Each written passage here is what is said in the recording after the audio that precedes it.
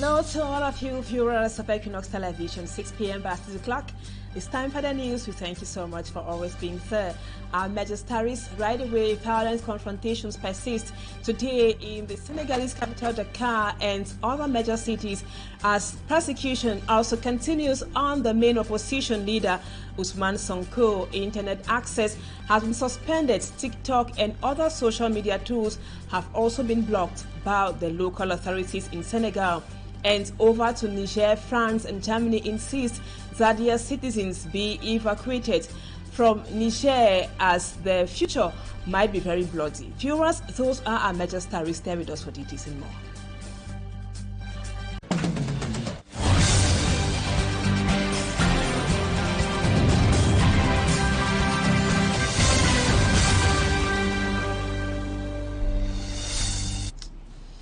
Welcome back, viewers. We thank you so much for always being there. We begin with these images today from the Senegalese capital, Dakar. Violent clashes persist in Dakar and other cities in Senegal despite internet access. Those images on your screens, they are from Senegal. Confrontation between the local population and the military that was in Dakar earlier today.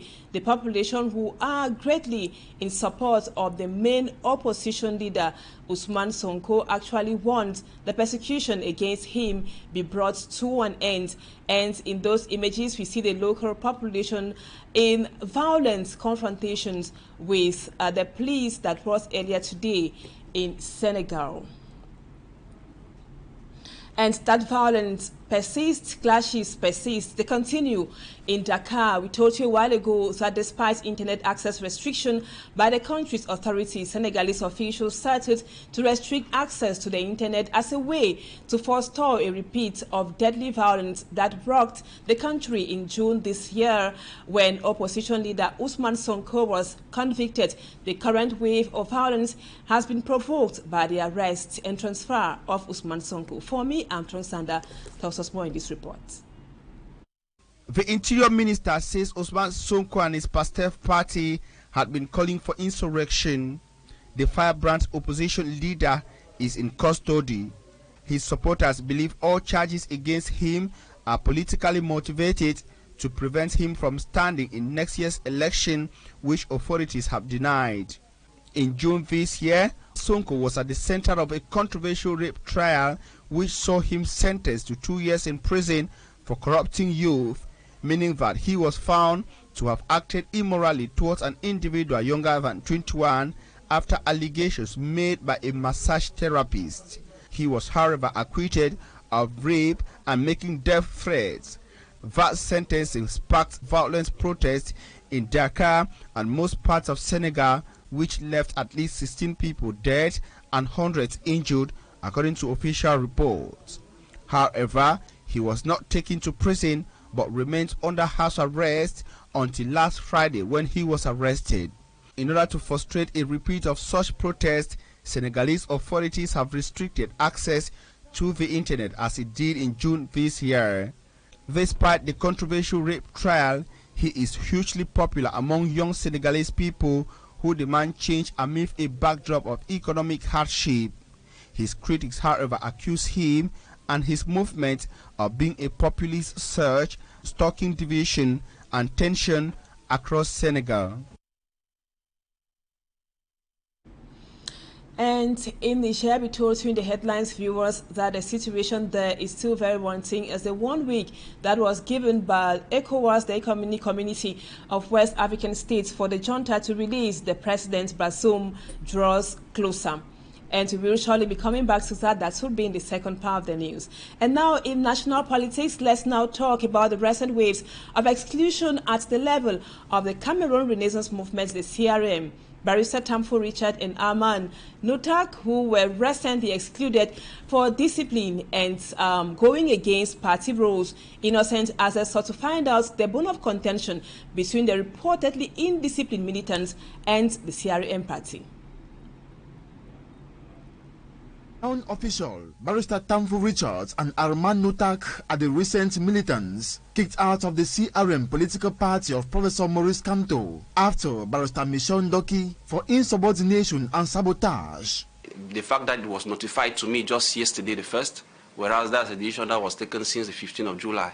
They had to wait. That I project my ambitions to be the president of the Cameroon Renaissance Movement on the 20th before they notify me. So I believe that it's a form of putting a stop to my political ambition, and which to me I accept that it's not fair, and I will not want to continue tarnishing the image of the party. So I prefer to accept the decision and henceforth look further. A decision that struck him like lightning, even though his temperature cooled down, allowing him digest the party verdict. That was what I least expected, so I was shocked receiving that decision, and when I went through the decision, I discovered that a lot of frivolous accusations were being put against me. According to the legal mind, the decision was a harsh and unjust one, whereas it could have been served a mere suspension. Yeah, I could have maybe a temporary suspension of my political ambition, or maybe a call to order. It's very bad image to our democracy. From that message, what can be inferred from the decision is that we don't welcome contrary opinions. Speaking to the Deputy Secretary General of the CRM party, Justin Noir, on the exclusion subject, he told Equinoxe both Barrister Tamfo Richards and Armand Noutak crossed the party's disciplinary line. Tout le monde sait qu'ils se sont fendus depuis pas mal de temps à des messages à la fois diffamatoires, insultants, tant pour le président national que pour nos militants et l'ensemble du parti. A fatal move which the National Directorate of the CRM validated and settled on their exclusion, which was later forwarded to the National President for endorsement with his signature. Maître Tamfo Richard et Monsieur Armand Noutak ne sont plus militants du bon président du Cameroun. Questions about his political future, Barrister Tamfo Richard states he is not thinking of creating or joining any political party. It's not yet set, but I think that I am now a free mind. I am a free thinker. I can express freely now in the society. I think that I'll be more useful as a civil society actor. I have no ambitions of creating a political party or joining one for now. It should be remembered, the resolution to exclude Barrister Tamfo Richard was taken during a meeting chaired by Professor Maurice Kamto. It went viral and was officially signed and served him and Arman on Tuesday, August 1st, 2023. And now floods and mudslides continue in most major cities across the national territory after what happened here in the economic capital Douala over to the Adamawa region, where traders at the Bantai market in Gaundere say they have incurred enormous material damages after heavy rains flooded their shops, soaking their goods. They are sending distress calls to municipal authorities to clean up drainage systems so water can freely flow. Immaculate Fogwe is a lady on that beat. Heavy floods overwhelms Bantai market in Gaundere, Adamawa region. Traders who ought to be selling their products are already trying to get rid of water that has invaded their shops. 3 days of heavy rains caused River Susum to overflow its banks and flowing into the Bantai market, disrupting business activities. Traders express frustration over the enormous loss in income incurred due to the situation. Many have resorted to transporting their goods such as bags of rice, beans and granules to safer areas. The whole market has been flooded. Our goods are now soaked with rainwater. We are confused on how we are going to sell these goods. A lot of them will get bad because there is no way to dry them. Municipal authorities are blaming the situation on the poor civic behavior of traders and the population in general. To remedy the problem of floods at the Bantai market, traders have to stop dumping dirt in gutters. A lot of them have resorted to selling on these gutters, preventing water from circulating freely.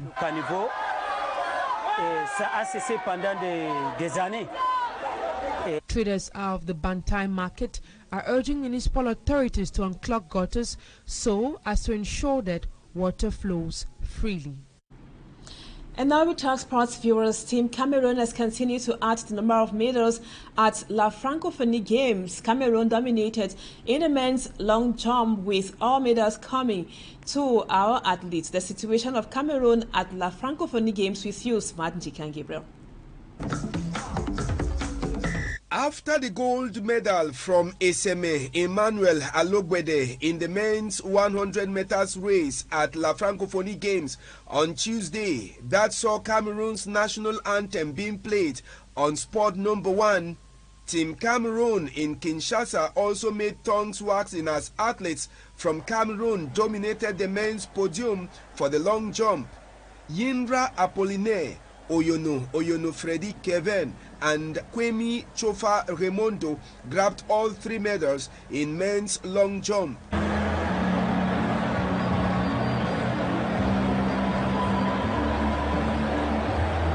Meanwhile, in basketball at La Francophonie Games, Cameroon's team defeated Benin 82-42 in the quarterfinals.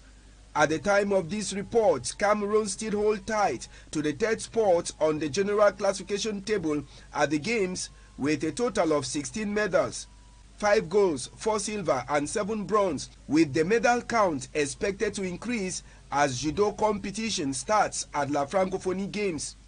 Out of La Francophonie Games in Kinshasa, over in Rwanda, Cameroon's hope of being amongst the 2 finalists of the Afrobasket women's competition going on in Kigali have been dashed away as Senegal defeated Cameroon 80-77 to disqualify Cameroon at the level of the quarterfinals.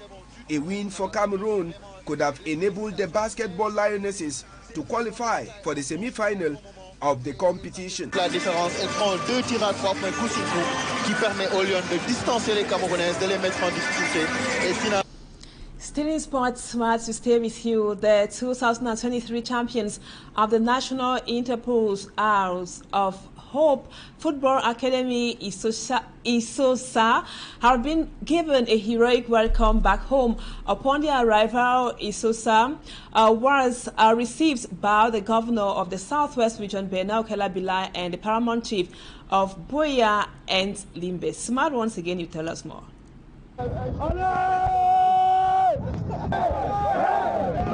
A huge number of fans stand out at the Tico roundabout to welcome the champions of the National Interpol's Eyes of Hope Football Academy, Ishosa of Limbe, as they returned home. At the Tico roundabout, the man of the day was Albert Tiku Egbe, who finished the National Interpol's as top scorer with 5 goals and best player. The next stop was at the Southwest Governor's office, where Bernard Bilai congratulated the management of the club and players for once again putting Southwest region at the top in football by bringing an Elite 2 ticket. From the Southwest Governor's office, officials and players of Ishosa will be received by the Paramount Chief of Boya, His Royal Highness Chief Dr. Robert Esukambela Endeli, who gave the team ancestral blessings.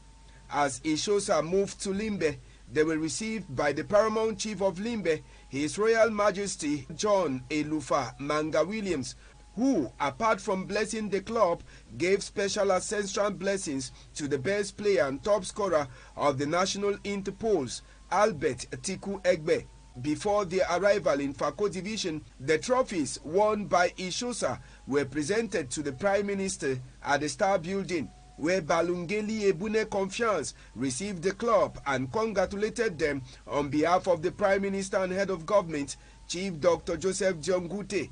During the National Interpol's, Ishosa played 6 matches, won 4, drew 2, and conceded no defeat, scoring 12 goals.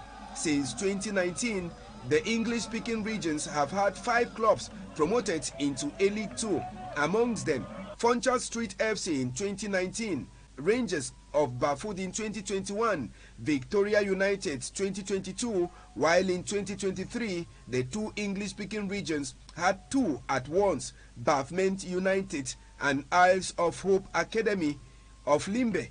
Thank you, Smart. That brings us to the end of the first part of the news. Don't go away, viewers. Talking Points comes up next.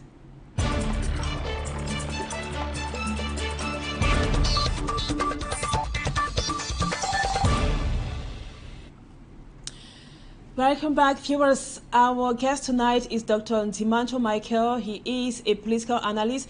Doctor, we thank you so much for accepting to be with us tonight. On Talking Point, we are going back to the situation in Niger is still very preoccupying. That is, as the 1-week deadline given by ECOWAS or Bola Tinubu to the military junta in Niger to release the president draws closer, there is sure uncertainty in the air. If the president is not released, there would be the use of force. According to you, a possible way out? I think that Niger itself is already enough force, because before a military junta takes up power, and of course, mind you, Abdurrahman Chani was the presidential security chief. And this man was even indicted in 2015 for planning a coup, which was not even with Bazoum. You should understand.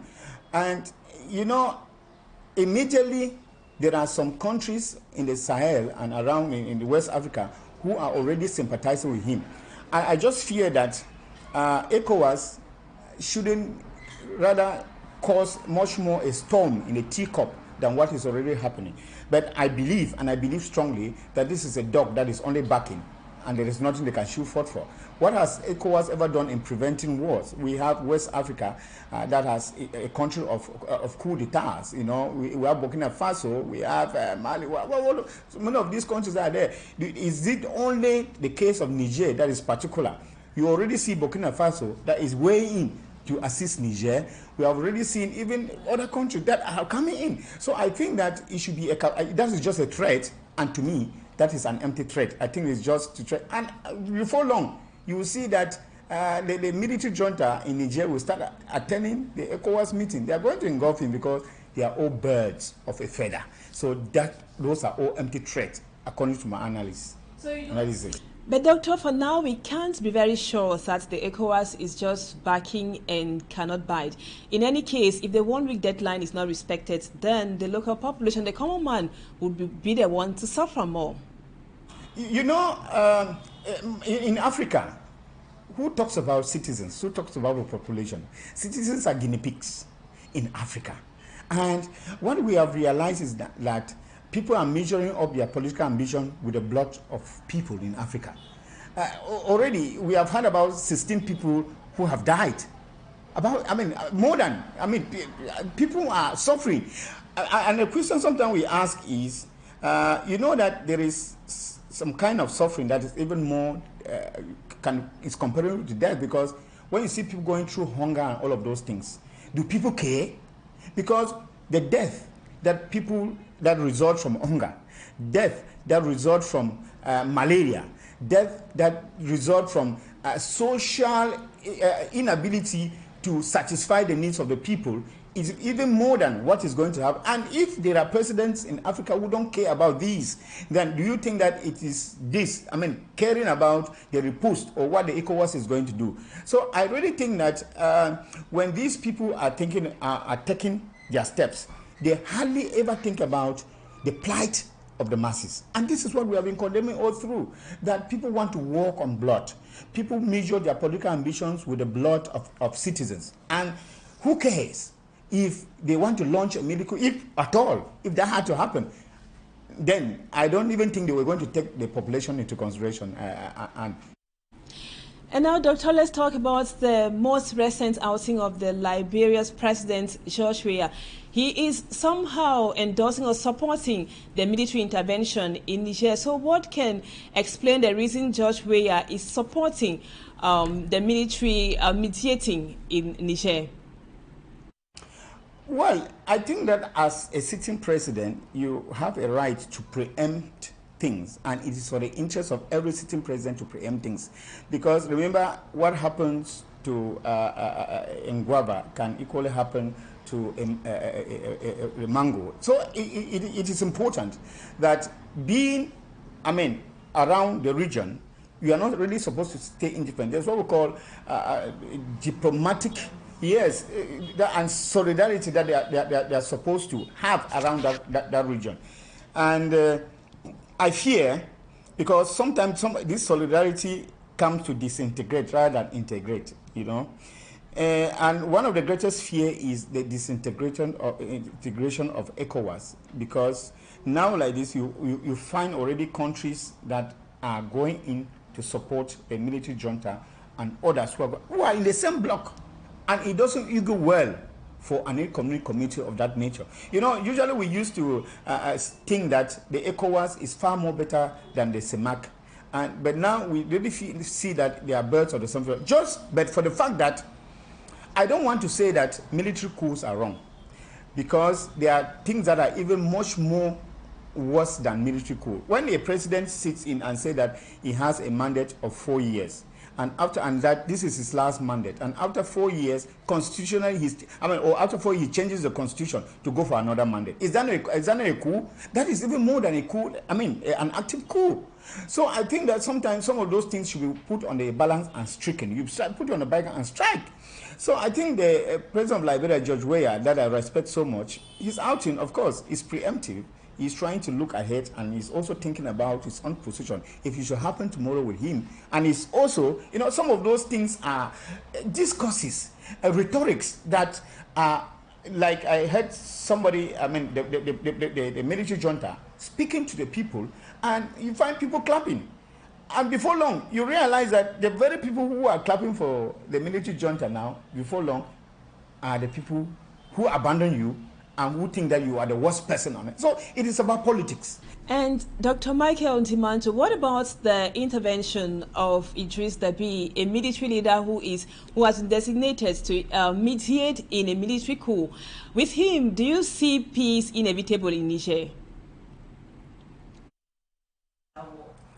That sounds quite interesting, Anne, because it's like you are sending a thief to go protect another thief. That is it. Because talking about Idris Deby, this is somebody who came up, that to me was another coup, and nobody condemned it. And can you imagine sending Idris Deby to go, Muhammad, to go, mediate in a coup in Niger? I think that's a mockery. And personally, I would think that Idris will be very, very lenient, because he knows that as he's blowing ahead, they are also blowing behind. He is going to bring credibility to himself, and it will be for his interest to make sure that the military junta is accepted. So sending him, I do not know what criteria, whether he is the one who opted and then the ECOWAS accepted, or whoever all opted. I think that criteria, of choosing him to be the envoy to mediate was, it doesn't look well. It doesn't look well. It doesn't give a good image in the world, because you are sending another military junta, another dictator. I'll call it that way. Because he understands the situation. Good. If he understands the situation, he is going to calm down the situation, just to calm down. But don't think that he may go and play contrary to the military junta, to Abdurrahman Chani there in Niger. There is no way you can play against it, because playing against him would be like blowing his on fire. So I think that it is a lenient way to say that the military junta sit down quietly, keep Mohamed Bazoum, do not do anything. And of course, I didn't think that he would do anything to Bazoum. He has already taken up power, and the only thing they can do is to put Bazoum incommunicado for some time, to make sure that he doesn't orchestrate another riposte from the opposite side. So the only thing they'll do, they'll keep him incommunicado and keep him there, so that he shouldn't play, any other foul game for the military junta who is in power. And we might want to know, Doctor, what do you make of the joint force which is being created by other neighboring countries, which are temporarily being led by youths? We are talking about Burkina Faso, Mali, Niger itself, and maybe now Liberia. What do you make of that joint force as at now? One thing we should understand about geopolitics is the Sahel, or the West Africa, has started something that in the 1990s we'll have called it the wind of change. And that wind of change started with the Maghreb. I think that we should accept when there's what we call the wind of change. You cannot stand by the moving water and disapprove of its current. What is happening in West Africa is something that has to happen. Like they say, if you put banana in water, if it should get ripe, it will get ripe. So that is what is happening. And therefore, this is not the end. You are going to see many more. Because Burkina Faso, Mali, Niger, these are countries that are coming and they are going to support any order. They communicate.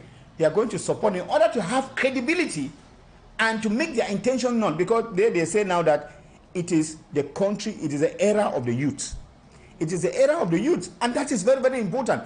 You saw how when Traoré was coming, or Burkina Faso was coming back from Russia, the way that he was received heroically, with a lot of pomp, with a lot of fanfare from the youth. The whole street of Ouagadougou was, jam full with the youth. And what is that message that are sending across?